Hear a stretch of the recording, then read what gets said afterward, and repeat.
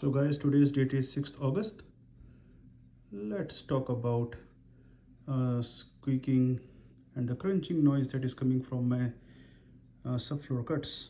Just check if it is continuous or repetitive.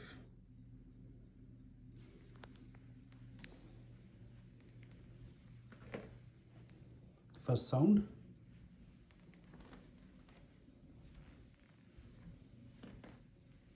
Second sound.